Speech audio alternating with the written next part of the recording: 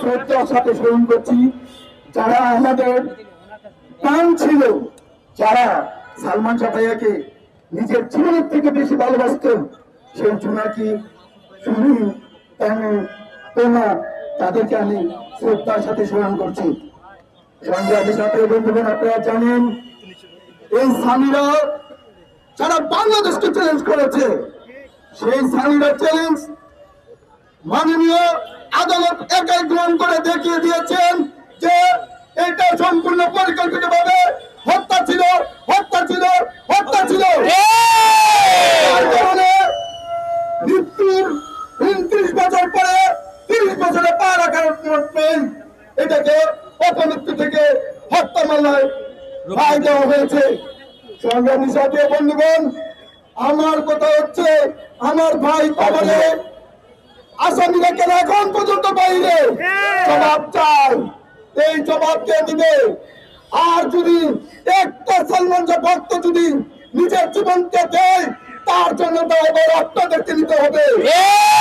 বলে দিলাম, আমাদের সালমান শাহ ভাইয়াকে ভালোবেসে 41 জন ভক্ত জীবন দিয়েছে। সারা ওয়ার্ল্ডের ভিতরে কোন ভক্ত এরকম নিজের জীবনটাকে উৎসর্গ করে দেয়নি।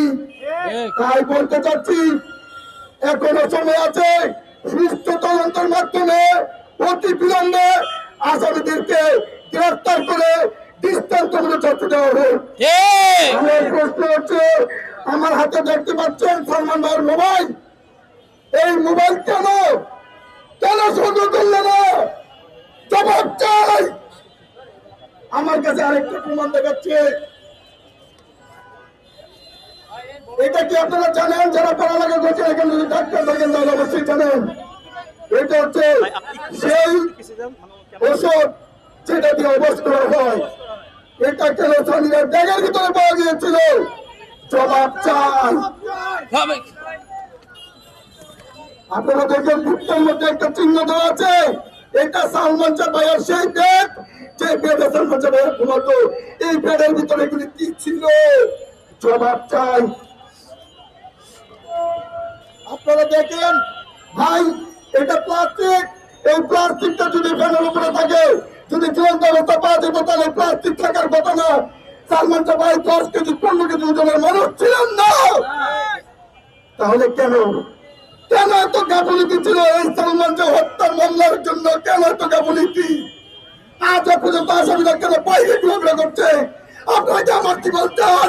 আমার জীবনের পিছনে হলো আপনারা এই সুস্থ তদন্ত করে দৃষ্টান্তমূলক শাস্তি দেন, আসামি দেন।